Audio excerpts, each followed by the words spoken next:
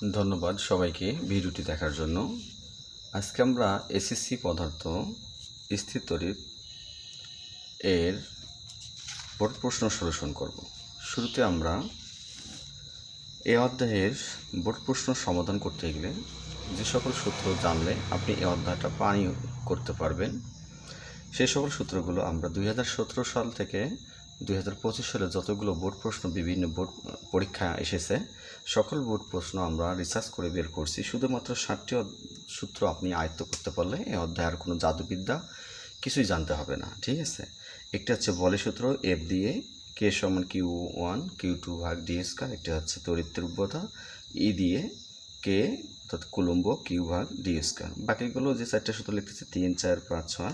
আচ্ছা, সঞ্চিত শক্তি 2টি দেওয়া আছে, এটা আপনার অঙ্কের মানের উপর ভিত্তি করে নির্ভর করবে।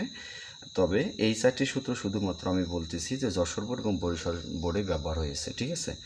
আর অন্যান্য যে সূত্রগুলো দুটি ছিল এই দুটি সবসময় সকল বোর্ড প্রশ্নে কোনো না কোনোভাবে ঘুরিয়ে পিছিয়ে ওই দুটোই ব্যবহার হচ্ছে বারবার। শুধুমাত্র আপনাকে বুঝতে হবে যে কোন ধরনের কাঠামো আসলেই আপনি সূত্র দুটি ব্যবহার করবেন। বল বলে বল, তড়িৎ তীব্রতা কোথাও আসলেই আপনি তড়িৎ তীব্রতা সূত্রটা ব্যবহার করবেন, ঠিক আছে। তো আমি মনে করি আপনি শুরু থেকে শেষ পর্যন্ত দেখলে আপনি এই অধ্যায়ের উপর কোনো নতুন করে আপনার বিকল্প কোনো জায়গায় চর্চা করার প্রশ্ন লাগবে না।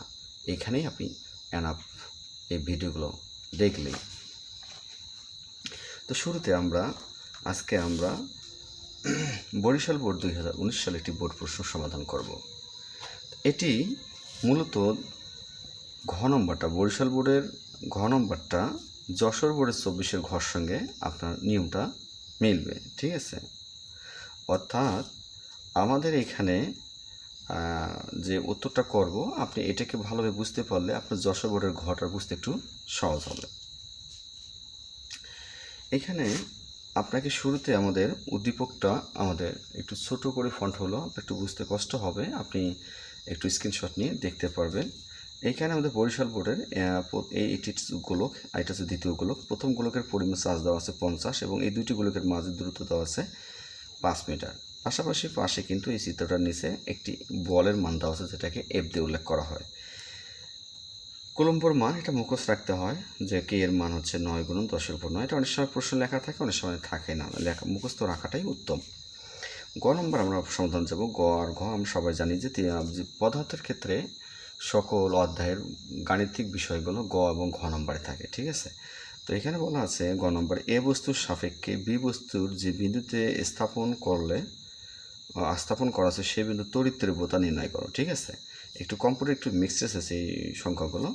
তো আমাদের এই তড়িৎ তীব্রতা বলার কারণে আমরা তড়িৎ তীব্রতা অর্থাৎ ই দিয়ে যে সূত্রটা ছিল সেই সূত্রটা লিখবো, এই যে 2 নম্বর সূত্রটা, ঠিক আছে। এখানে আমরা একটু কম্পিউটারে থেকে প্রিন্ট করছি সময় সেভ করার জন্য। যদি আপনার বুঝতে একটু সমস্যা হয় তাহলে আমরা এইদিকে করে দিচ্ছি। তো তড়িৎ তীব্রতা সূত্র হচ্ছে আমাদের ঘ নম্বর লিখে আমরা লিখব যে আমরা জানি ই সমান হচ্ছে কুলম্ব কিউ ভাগ ডির উপর স্কয়ার। তারপর এখানে কুলম্বর মান মুখস্থ রাখবো, এইভাবে আমরা রাখবো। এরপর দুটি অক্ষর বা একাধিক অক্ষর পাশাপাশি থাকলে এদের ভিতরে গোপনে গুণ থাকে, আমরা গুণ ব্যবহার করলাম।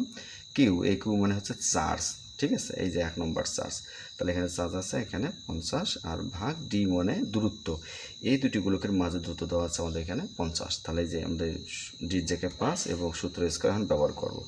এরপর যেটা আমরা এটাকে ক্যালকুলেটর সুন্দর করে ক্যালকুলেটর করার সময় মাথায় রাখতে হবে এলোমেলো সংখ্যা মনে হলে আগে ফার্স্ট ব্র্যাকেট ক্যালকুলেটর দেবো, দিয়ে সম্পূর্ণ তুলব, শেষে একটা ফার্স্ট ব্র্যাকেট দেবো, দিয়ে এটা আমরা ভাগ দেবো, দিয়ে আমরা আবার এখানে ব্র্যাকেট দিয়ে 5 উপর স্কয়ার দেবো। তাহলে আপনার সমস্যা হবে না, ডাইরেক্ট আপনার উত্তরটা নিচে চলে আসবে 1.8 গুণন আপনার 10-এর উপর হচ্ছে 10। তো এটা লিখে দিলেই আপনার অ্যান্সার হয়ে গেল, ঠিক আছে। তাহলে আমরা গ নম্বর খুব ছোটো ছিল, তো সাধারণত 10 নম্বর অধ্যায়ে গ নম্বরগুলো খুব ছোটো সূত্র থাকে, দিয়ে অঙ্ক করতে হবে। তো আমরা এখানে রেখে দেব। পরবর্তীতে আমরা ঘ নম্বরে যাব। তো ঘ নম্বরের ভাষাটা একটু বোঝার বিষয় আছে যে এ ও বি অর্থাৎ এই দুটি গোলককে পরিবাহী তার দ্বারা, আর এখানে পরিবাহী জায়গায় বলতে পারে তামার তারের কথা বলতে পারে, রুফার তার বা যে কোনো অ্যালুমিনিয়াম এই জাতীয় কিছু তার দ্বারা যদি এই দুটিকে সংযুক্ত করলে ইলেকট্রনের প্রবাহ কোন দিকে যাবে। তো ইলেকট্রনের প্রবাহ কোন দিকে যাবে এটা আপনাকে নির্ভর করবে এখানে চার্জের পরিমাণে। এখানে যেমন চার্জ নাই, এটার চার্জ যদি বের করতে পারি তো তখন আমরা বুঝতে পারবো যে কোন দিকে যাবে।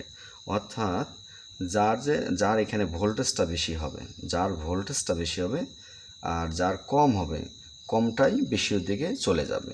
তাহলে আমাদের এই জায়গায় চার্জ দেওয়া আছে একদিকে, আর এদিকে চার্জটা দেওয়া নাই। যদি আমরা এই 2 নম্বর গোলকটার চার্জ বের করতে পারি, তাহলে কিন্তু আমরা নিশ্চিত বলতে পারবো যে আসলে ঘটনাটা কী ঘটবে।